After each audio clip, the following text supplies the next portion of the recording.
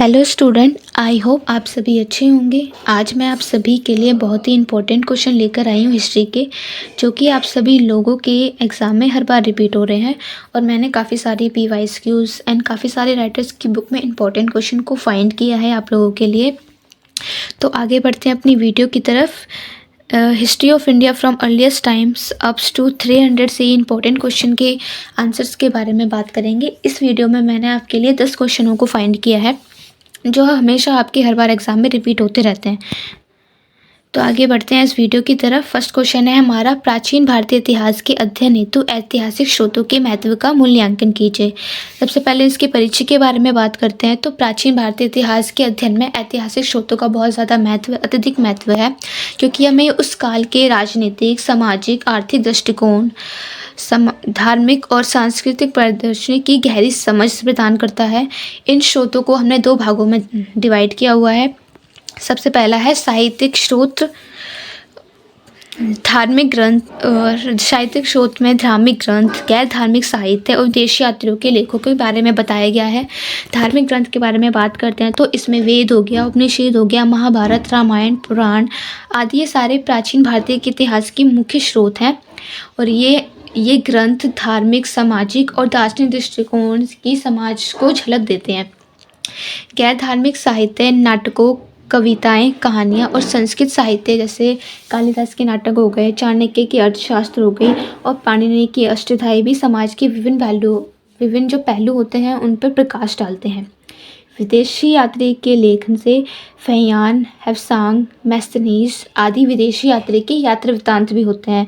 यात्रा वृत्तांत का मतलब होता है कि जब हम कोई भी अपनी यात्रा का उसमें विशेषण पूरा उस यात्रा के बारे में पूरी बात बताता है, क्योंकि वह भारतीय समाज और शासन की बाहरी दृष्टिकोण से भारतीय समाज और शासन की बाहरी दृष्टिकोण की जानकारी प्रदान करते हैं हमें। और दूसरा इसका डिवाइड है पुरातात्विक स्रोत, शिलालेख और अभिलेख। शिलालेख का मतलब होता है जो मंदिरों में हम जाते हैं, किसी भी मंदिर में जाते हैं तो पत्थरों पे, खंभों के ऊपर कोई स्तंभ है, वहाँ पर उस मंदिर के इतिहास के बारे में लिखा हुआ होता है, तो वो शिलालेख होते हैं। तो इसमें बात करते हैं अशोक के शिलालेख, गुप्त काल के स्तंभ लेख, चालुक्य और चालवंशों के अभिलेख प्रशासन, धर्म और समाज के बारे में, ये सभी धर्म और समाज के बारे में एक महत्वपूर्ण जानकारी हमें प्रदान करते हैं। अब बात करते हैं सिक्कों की। तो प्राचीन जो सिक्के होते हैं वो भारत के इतिहास के साथ साथ राजाओं की शासन प्रणाली और उनकी संस्कृति के बारे में हमें जानकारी प्रदान करते हैं। मूर्तिकला और स्थापत्य में जैसे मंदिर, स्तूपों, गुफाओं और मूर्ति की कला स्थापत्य शैली से हमें धार्मिक विश्वासों और सांस्कृतिक विश्वास के बारे में बताते हैं। हड़प्पा सभ्यता के अवशेष, हड़प्पा और मोहनजोदड़ो जैसी सिंधु घाटी सभ्यता की खुदाई से हमें उस काल के शहरी जीवन, व्यापार और सामाजिक संरचना की जानकारी प्रदान करते हैं। अब इसके महत्व की बात करते हैं तो फर्स्ट है इसका राजनीतिक इतिहास। शिलालेख और सिक्के हमें शासकों की वंशावली और युद्ध और प्रशासनिक नीतियों के जो शिलालेख और सिक्के हैं वो शासकों की वंशावली, युद्ध और प्रशासनिक नीतियों के बारे में हमें बताते हैं। सेकंड है सामाजिक संरचना। साहित्य और मूर्तिकला से तत्कालीन समाज की जाति व्यवस्था, महिलाओं की स्थिति और समाज के रीति रिवाजों के बारे में बताते हैं। धार्मिक और सांस्कृतिक परंपरा, धार्मिक ग्रंथ और स्थापत्य कला हमें प्राचीन के धार्मिक विश्वासों, अनुष्ठानों और सांस्कृतिक परंपराओं के बारे में बताते हैं। आर्थिक स्थिति के बारे में बात करते हैं तो सिक्के, व्यापार मार्ग और पुरातात्विक अवशेषों से प्राचीन अर्थव्यवस्था, व्यापारिक गतिविधियां और उत्पादन प्रणाली की जानकारी मिलती है। आर्थिक स्थिति में है कि जो सिक्के हैं, जो व्यापार का मार्ग है, वो पुरातात्विक अवशेषों से हमें प्राचीन हमारी अर्थव्यवस्था को ठीक करने के लिए हमारी व्यापारिक गतिविधियाँ और उत्पादन प्रणाली की जानकारी मिलती है।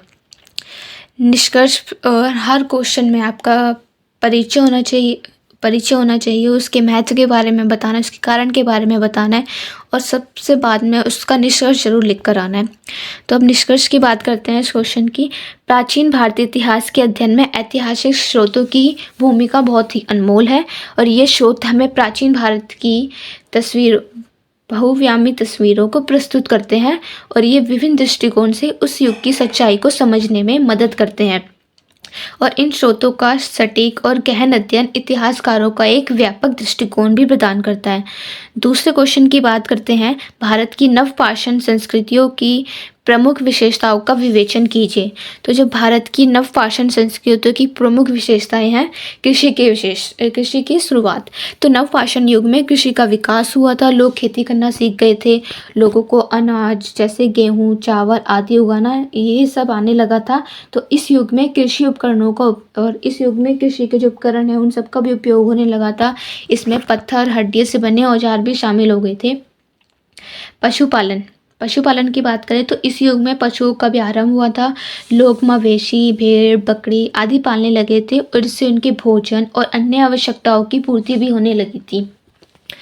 स्थायी निवास की बात करें तो नवपाषाण युग में लोग स्थायी घरों में बसने लगे थे। उन्होंने मिट्टी, पत्थर, लकड़ी के घर बनाए थे।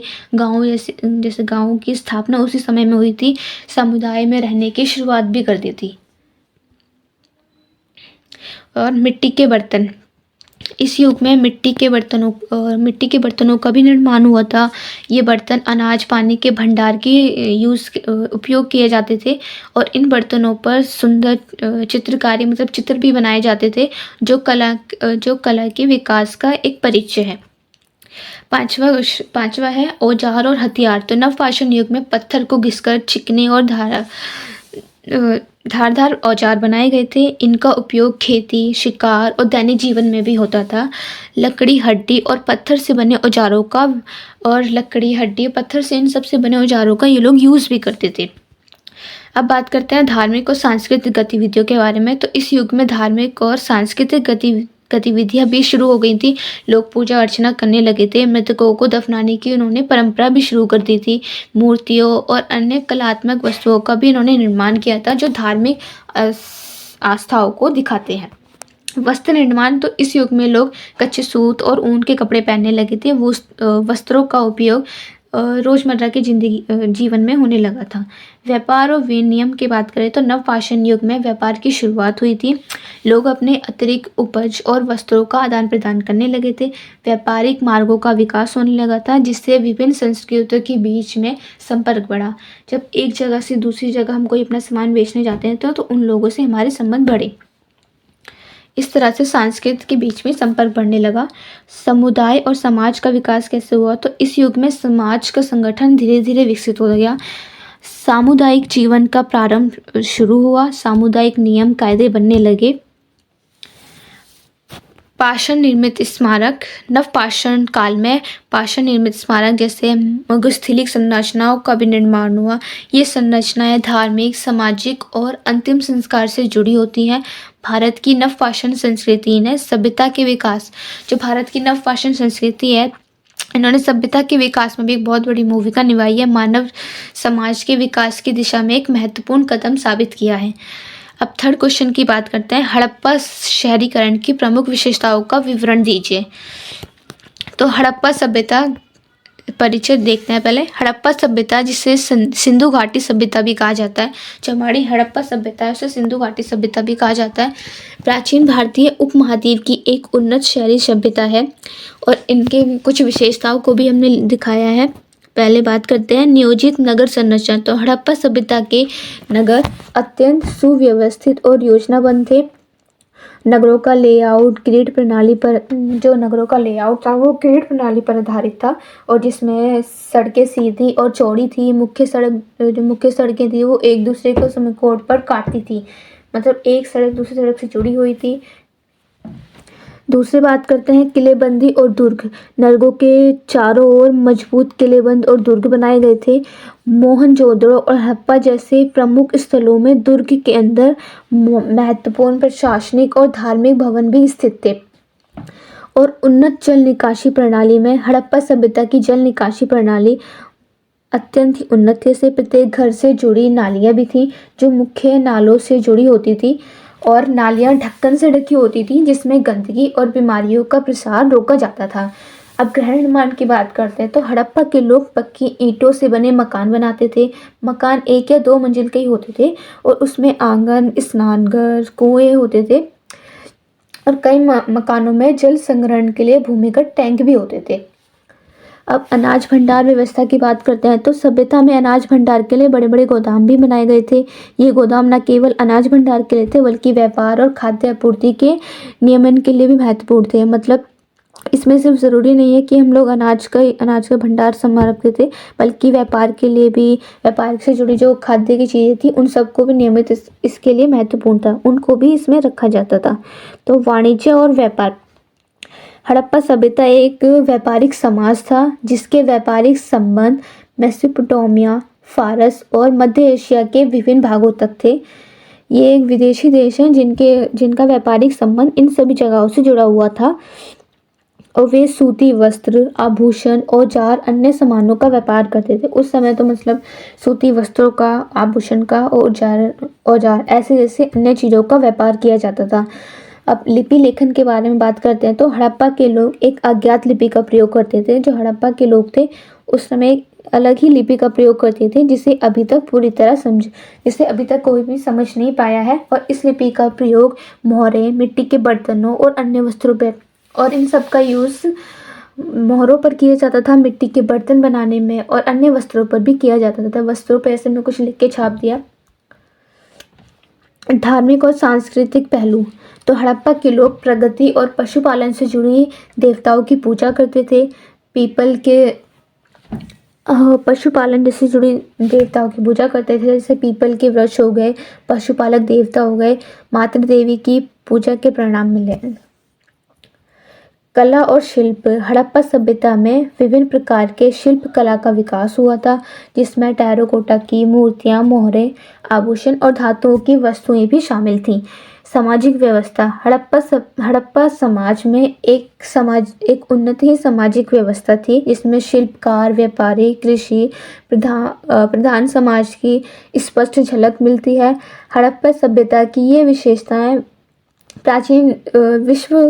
प्राचीन विश्व की सबसे उन्नत और सुव्यवस्थित सभ्यताओं में से एक बनती है।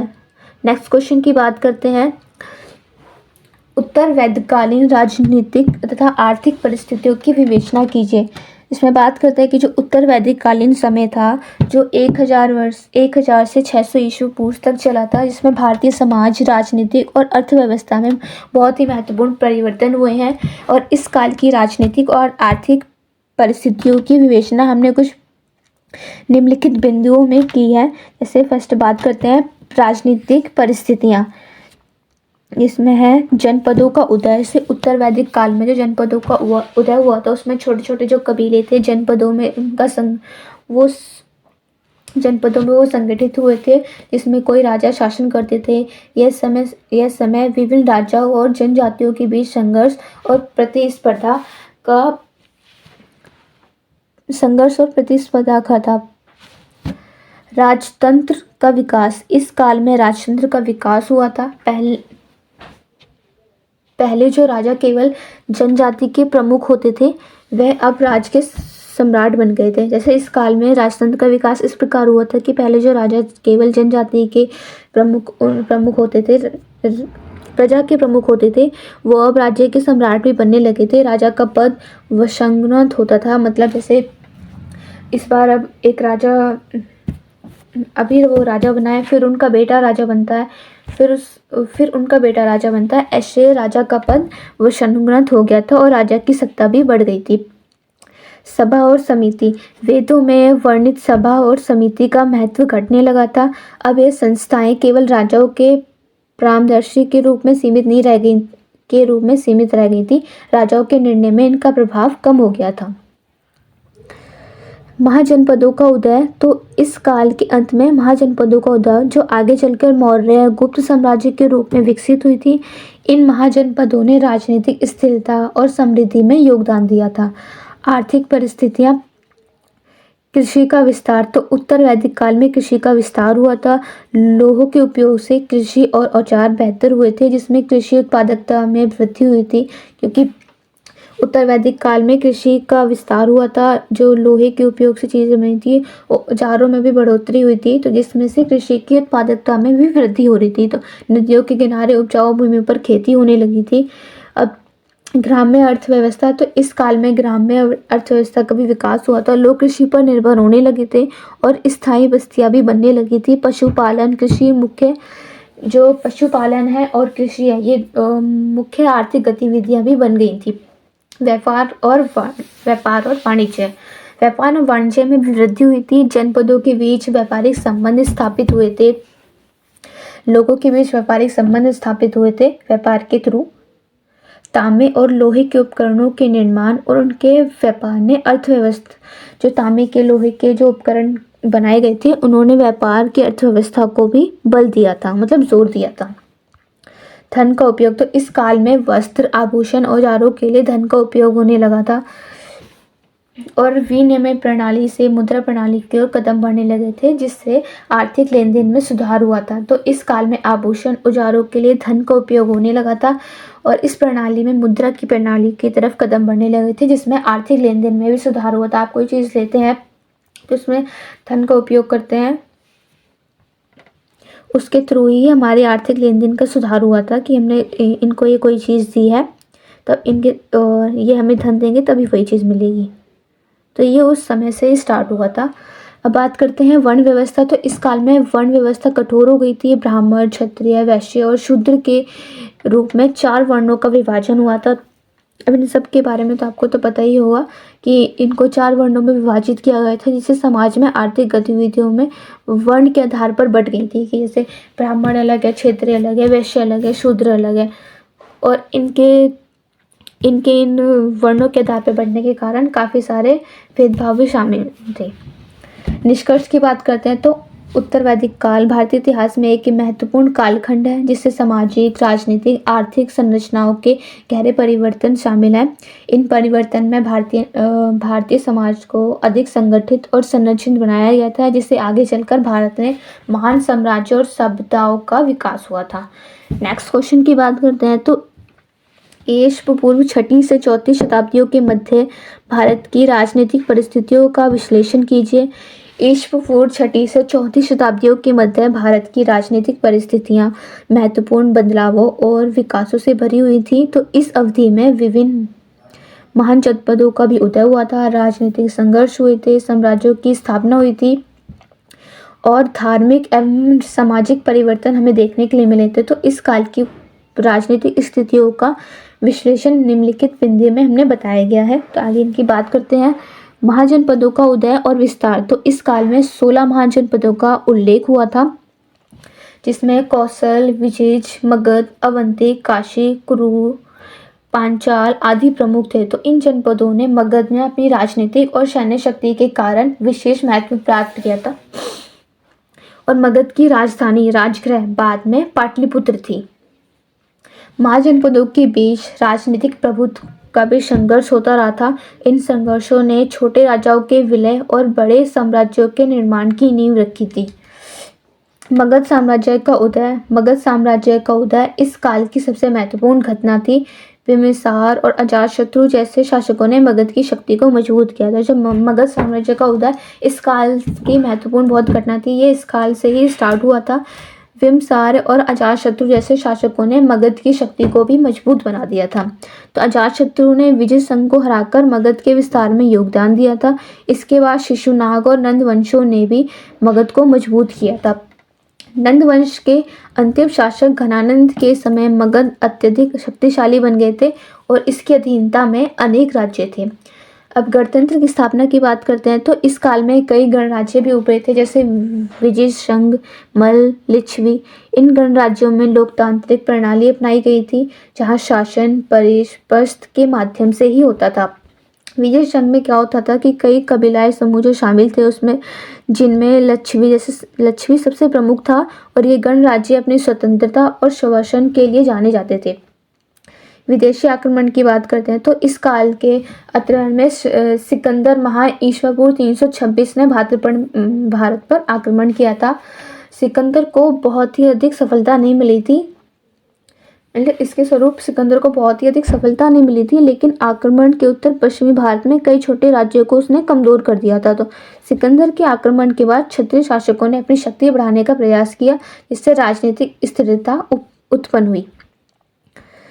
धार्मिक और राजनीतिक परिवर्तन। इस काल में महात्मा बुद्ध, महावीर के नेतृत्व में बौद्ध धर्म, जैन धर्म का भी उपयोग हुआ था। इन धर्मों ने सामाजिक राजनीतिक जीवन की गहराइयों को भी प्रभावित किया था, उनके बारे में बताया था। अशोक के समय में बौद्ध धर्म को राज्य धर्म का दर्जा प्राप्त हुआ था, जिसे ये काल एक धार्मिक सहिष्णुता और सामाजिक सुधार के लिए जाना जाता है। छठा है राजनीतिक एकीकरण की प्रक्रिया। तो इस काल में छोटे राज्यों और महाजनपदों के विलय की प्रक्रिया तेज हुई थी। शक्तिशाली राजाओं ने अपने पड़ोसी राज्यों पर विजय प्राप्त करके अपने साम्राज्य का विस्तार किया था, अपने साम्राज्य को और आगे बढ़ाया था, छोटे छोटे राज्यों पर अपनी विजय प्राप्त करके। तो इस राजनीतिक एकीकरण की प्रक्रिया ने भारत में बड़े बड़े साम्राज्यों के निर्माण की नींव रखी थी, जो आगे चलकर मौर्य साम्राज्य के रूप में प्रकट हुई थी। नेक्स्ट बात करते हैं निष्कर्ष। तो ईसा पूर्व 6वीं से 4वीं शताब्दियों के मध्य भारत की राजनीतिक जो स्थितियां थी वो अत्यधिक गतिशील थी। महाजनपदों का उदय हुआ, मगध साम्राज्य का विस्तार हुआ, गणराज्यों का विकास हुआ और विदेशी आक्रमण जैसे काल की विशेषताएं थी। तो इन घटनाओं ने भारतीय राजनीति को एकीकृत और संगठित रूप में विकसित होने की दिशा में उनको प्रेरित किया था। तो जिनका जन्मोत्कर्ष मौर्य समाज के रूप में देखा गया था। नेक्स्ट क्वेश्चन की बात करते हैं। तो मौर्य राज्य के स्वरूप एक प्रशासन का विवेचन कीजिए। तो मौर्य साम्राज्य लगभग 322 से 185 ईस्वी पूर्व भारतीय इतिहास का पहला विस्तृत और संगठित साम्राज्य था। इसकी स्थापना चंद्रगुप्त मौर्य ने की थी और अशोक के महान के शासनकाल में अपने चरमोत्कर्ष पर पहुंचा था। मौर्य साम्राज्य का स्वरूप और प्रशासन तत्कालीन राजनीतिक, सामाजिक और आर्थिक परिस्थितियों को दिखाता है। तो इसका विवेचन हमने निम्नलिखित बिंदुओं में ही किया है। आगे बात करते हैं। तो राज्य का स्वरूप। तो केंद्रीकृत शासन। मौर्य साम्राज्य एक केंद्रीकृत शासन प्रणाली पर आधारित था। राजा सर्वोच्च शासक और सत्ता का केंद्र था।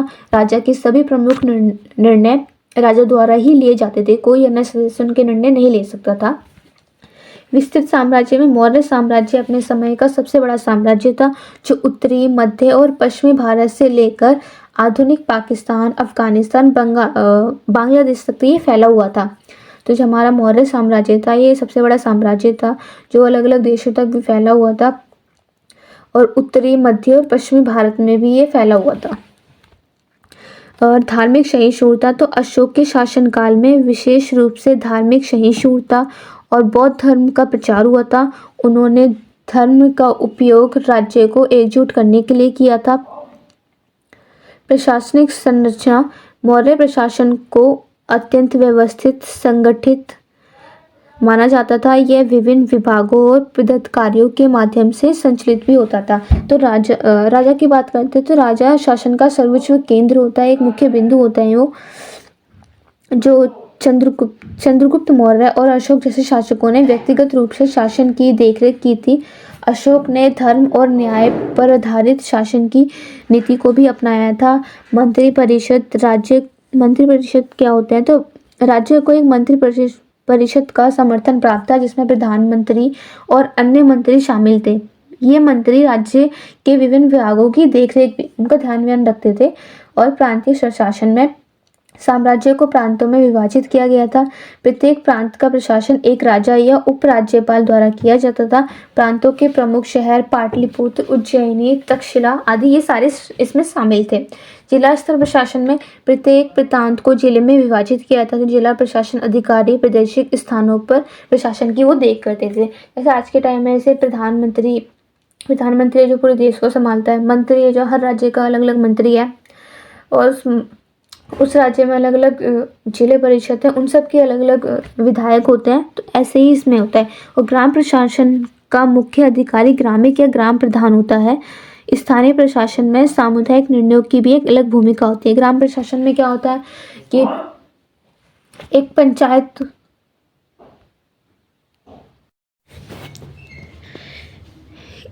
ग्राम प्रशासन का मुख्य अधिकारी ग्रामीण या ग्राम प्रधान होता है। स्थानीय प्रशासन में सामुदायिक निर्णयों की भी ये भूमिका निभाता है। नेक्स्ट बात करते हैं आर्थिक प्रशासन। तो मौर्य समाज का जो आर्थिक प्रशासन अत्यधिक विकसित और संगठित होता है, जिसमें कर प्रणाली में कृषि, व्यापार, पशुपालन और अन्य स्रोतों से भी कर वसूला जाता है। कर संग्रहण के लिए विभिन्न अधिकारी नियुक्त थे, जैसे कि संधि, विदेशी मामलों के लिए और अर्थव्यवस्था के लिए। सार्वजनिक कार्य तो मौर्य समाज शासन ने सिंचाई व्यवस्था, सड़क निर्माण, व्यापार मार्गों के विकास पर जोर दिया। विशेष रूप से अशोक के समय में धर्मराजिकता स्तंभों और सड़कों का भी निर्माण हुआ था। व्यापार और वाणिज्य। मौर्य शासनकाल में व्यापार और वाणिज्य का विस्तार हुआ। व्यापारिक मार्गों पर विशेष ध्यान दिया गया था और राजाओं ने व्यापार को नियंत्रित और प्रोत्साहित किया, उनको आगे बढ़ाने के लिए उनको प्रोत्साहन दिया।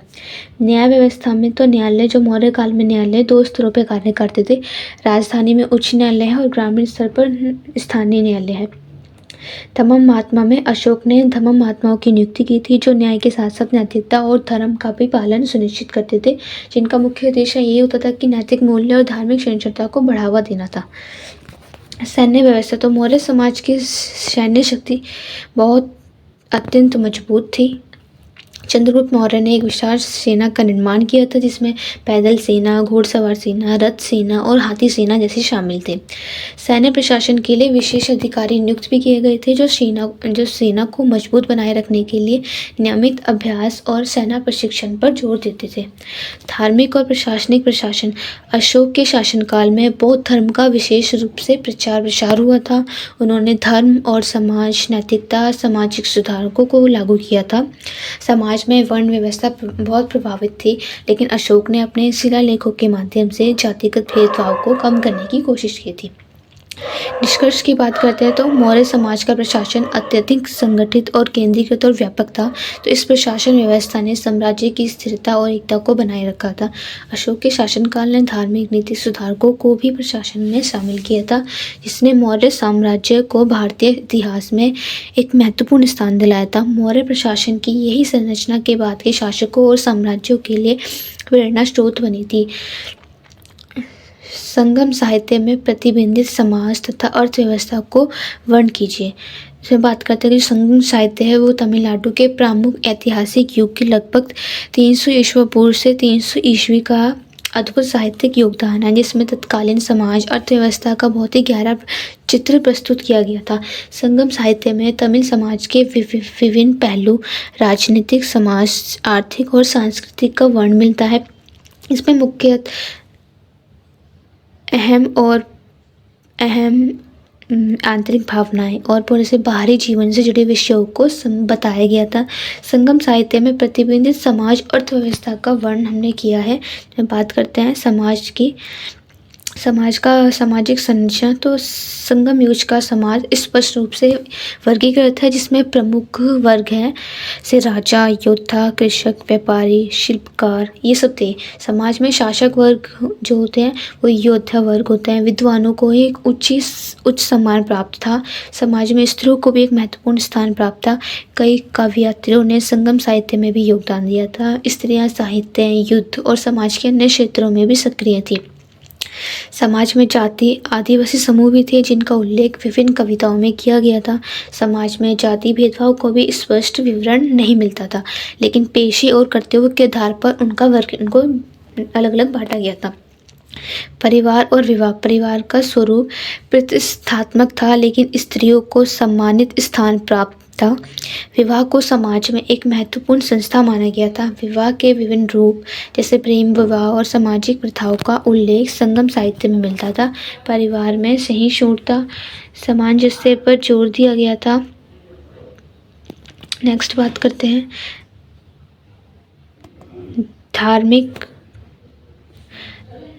धार्मिक और सांस्कृतिक जीवन। जो संगम युग में विभिन्न धार्मिक समानताओं का पालन होता था, जिसमें वैदिक धर्म के साथ साथ द्रविड़ परंपराओं का भी उल्लेख मिलता था।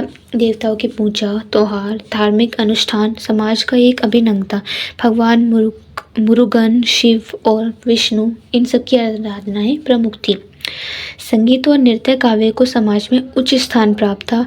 संगम साहित्य में सांस्कृतिक जीवन की झलकें कविताएं और गीतों के माध्यम से प्रस्तुत की गई थी।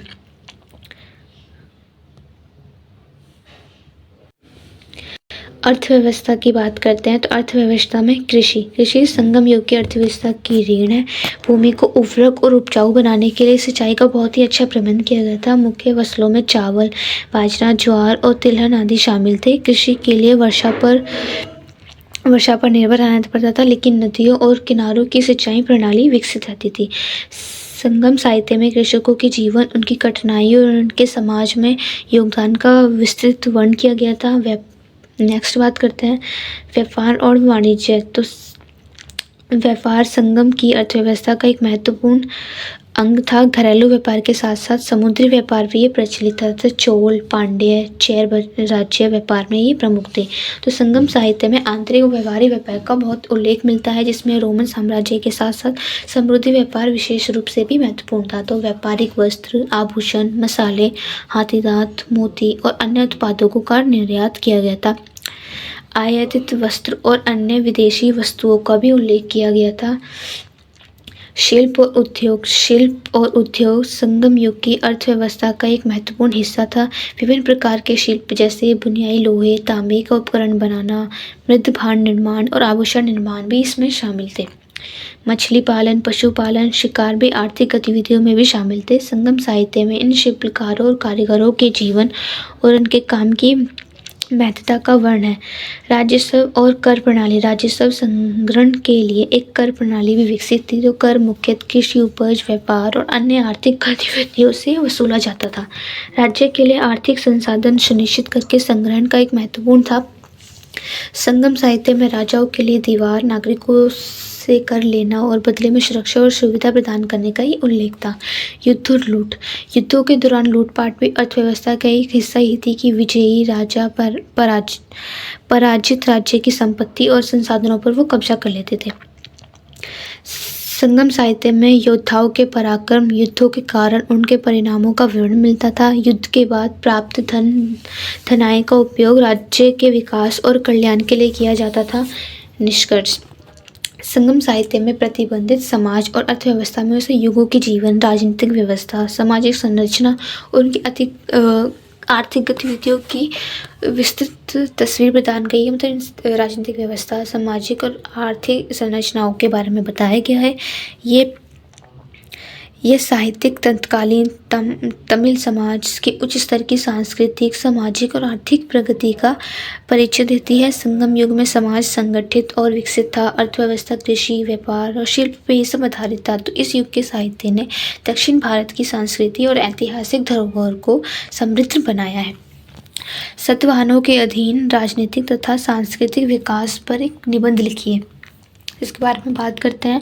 तो सातवाहनों के अधीन राजनीतिक तथा सांस्कृतिक विकास है कि सातवाहन वंश का शासनकाल भारतीय इतिहास में एक महत्वपूर्ण युग था। ये लगभग 330 से ईस्वी पूर्व से 220 ईस्वी तक दक्षिण भारत में प्रमुख रहा।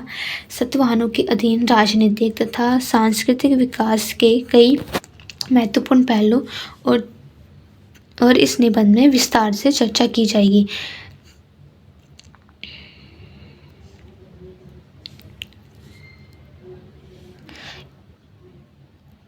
अगर आपको किसी शासनकाल की डेट वगैरह ये सब पता होती है तो उनको लिख कर आ जाइएगा, जैसे इसमें ये तो आप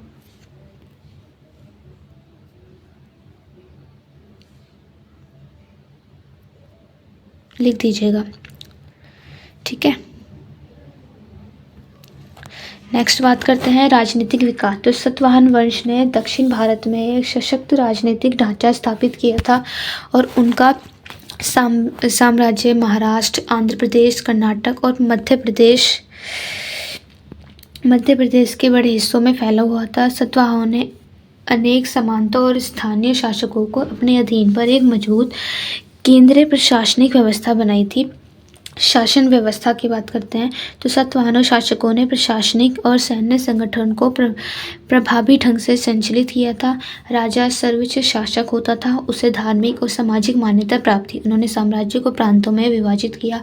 प्रत्येक प्रांत का प्रबंध करने के लिए स्थानीय गवर्नर भी नियुक्त किए थे। विदेशी संबंध सातवाहनों के काल में भारत के रोमन साम्राज्य के साथ साथ व्यापारिक संबंध भी थे। समुद्री व्यापार के माध्यम से इन्होंने अपनी अर्थव्यवस्था को मजबूत किया और विदेशों से सांस्कृतिक आदान प्रदान को भी बढ़ावा दिया था। सामरिक उपलब्धियां: सातवाहनों ने शक और कनिष्क वंश के साथ साथ युद्धों में अपनी सामरिक क्षमता को सिद्ध किया। वे दक्षिण भारत में एक शक्तिशाली साम्राज्य के रूप में उभरे और उत्तरी भारत के कुछ हिस्सों में भी अपनी पकड़ बनाई थी। सांस्कृतिक विकास: सातवाहन वंश के अधीन सांस्कृतिक क्षेत्र भी महत्वपूर्ण प्रगति हुई थी। कला, साहित्य, धर्म और समाज के विभिन्न पहलुओं में इस काल में उल्लेखनीय विकास देखा गया था।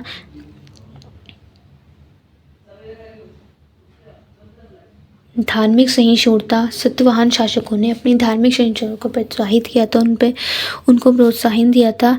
वे ब्राह्मण धर्म के अनुयायी थे और लेकिन बौद्ध धर्म को भी उन्होंने समर्थन दिया था। कई बौद्ध विहार और स्तूप इस काल में बनाए गए थे, जिसमें अमरावती और नागार्जुनकोंडा के स्तूप प्रमुख थे। कला और वास्तुकला में: सातवाहन कला की वास्तुकला में बौद्ध धर्म का बहुत ही गहरा प्रभाव देखा गया था। उनकी संरचनाओं में स्तूप, विहार, चैत्य गृहों का भी निर्माण किया गया था। अमरावती कला शैली जैसी कला में विकसित हुई थी, जो अपनी बारीक मूर्ति कला के लिए भी प्रसिद्ध थी।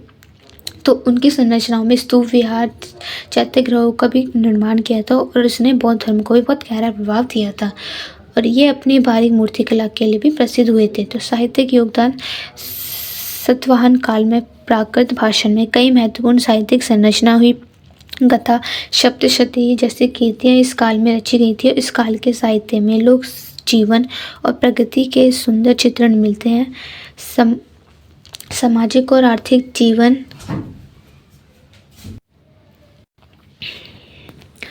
सामाजिक और आर्थिक जीवन इस काल में समाज कृषि पर आधारित था, लेकिन व्यापार और शिल्प कला को भी बढ़ावा दिया गया था। सातवाहनों ने व्यापार मार्गों को भी सुरक्षित किया था, समुद्री व्यापार को प्रोत्साहित। इस काल में कृषि पर आधारित थी, लेकिन व्यापार और शिल्प कला को भी बढ़ावा दिया था। सातवाहनों ने व्यापार मार्गों को सुरक्षित किया और समुद्री व्यापार को भी प्रोत्साहित किया, इससे हमारी आर्थिक समृद्धि भी बढ़ी थी। निष्कर्ष है, सातवाहन वंश ने अपने शासनकाल में राजनीतिक स्थिरता और सांस्कृतिक प्रगति को प्रोत्साहित किया।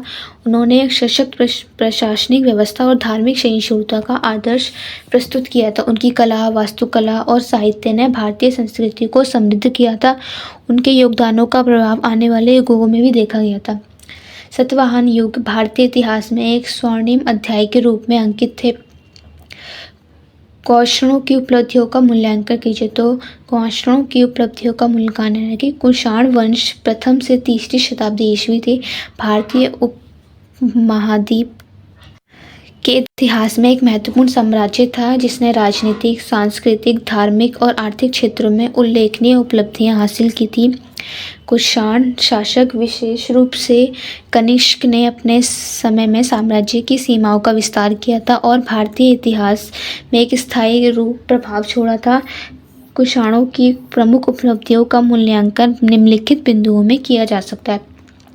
राजनीतिक उपलब्धियां हैं इसकी कि साम्राज्य विस्तार: कुषाणों ने अपने साम्राज्य को मध्य एशिया से उत्तर पश्चिमी भारत तक फैला दिया था। उनके साम्राज्य में आधुनिक अफगानिस्तान, पाकिस्तान और उत्तरी भारत के बड़े हिस्से भी शामिल थे।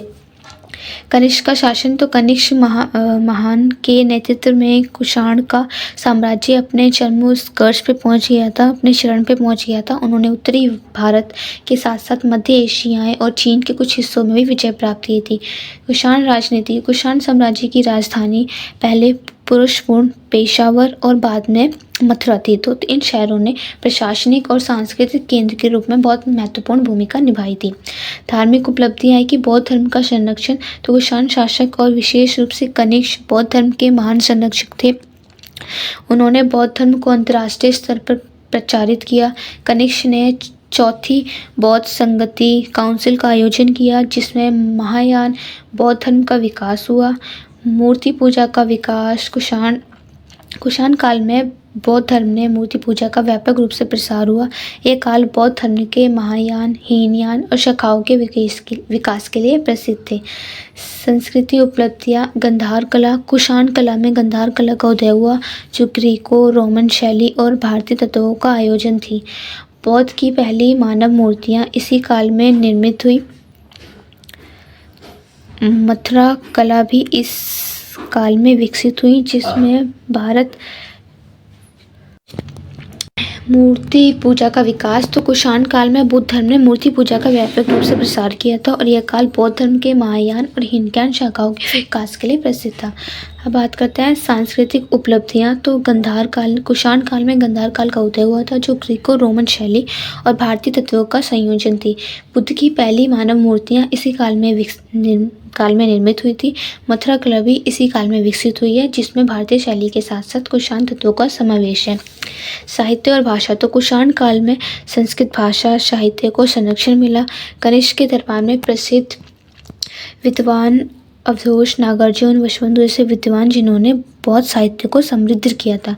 आर्थिक उपलब्धियां। व्यापार वाणिज्य में कुषाणों ने अंतर्राष्ट्रीय व्यापार को प्रोत्साहित किया था। सिल्क रूट पर उनका नियंत्रण था, जिसमें भारत ने चीन, मध्य एशिया, रोमन साम्राज्य के बीच व्यापारिक संबंध मजबूत किए थे। उन्होंने व्यापारिक मार्गों की सुरक्षा सुनिश्चित की, जिससे व्यापार और आर्थिक समृद्धि को बढ़ावा दिया गया था। मुद्रा प्रणाली। तो कुषाण शासकों ने सुव्यवस्थित मुद्रा प्रणाली को भी विकसित किया था। उनके द्वारा जारी स्वर्ण मुद्राएं कला और शिल्प कौशल का उत्कृष्ट उदाहरण है। इन मुद्राओं पर ग्रीक, भारतीय, ईरानी देवताओं की छवियां भी अंकित थी, जो उनके बहुसांस्कृतिक साम्राज्य को दर्शाती हैं। पांचवा है सांस्कृतिक सहिष्णुता और बहुलता। तो कुषाण शासकों ने विभिन्न सांस्कृतिक, धर्म और भाषाओं के प्रति सहिष्णुता दिखाई है। उनके साम्राज्य में बौद्ध धर्म के साथ साथ हिंदू धर्म, पारसी धर्म और अन्य स्थानीय धार्मिक मान्यताओं का यह अस्तित्व था। उनकी सांस्कृतिक बहुजातीय और बहुधार्मिक थी, जिसमें भारतीय राजनीतिक एकता को भी मजबूत बनाया है। आधुनिक चिकित्सा और विज्ञान। तो कुषाण कला में चिकित्सा और विज्ञान के क्षेत्र में भी प्रगति हुई है। चरक और शुद्ध जैसे प्रसिद्ध चिकित्सक इस काल में हुए, जिन्होंने आयुर्वेद चिकित्सा प्रणाली को भी समृद्ध किया था। कनिष्क के शासनकाल में चिकित्सा और विज्ञान के अध्ययन को प्रोत्साहित किया गया, जिससे चिकित्सा विज्ञान का भी विकास हुआ था। निष्कर्ष की बात करते हैं तो कुषाण साम्राज्य ने राजनीतिक स्थिरता, सांस्कृतिक विकास और धार्मिक संरक्षण और आर्थिक समृद्धि के क्षेत्र में महत्वपूर्ण उपलब्धियां हासिल की थी। उन्होंने भारत और मध्य एशिया के बीच एक सांस्कृतिक सेतु का भी निर्माण किया था। भारतीय संस्कृति को वैश्विक मंच पर उन्होंने उभारा था। उनकी कला, धर्म और व्यापार में दीर्घकालिक प्रभाव देखा जा सकता था। कुषाणों की उपलब्धियां भारतीय इतिहास में एक स्वर्णिम अध्याय के रूप में दर्ज हैं, जिन्होंने भारत की सांस्कृतिक और राजनीतिक धरोहर को समृद्ध किया है।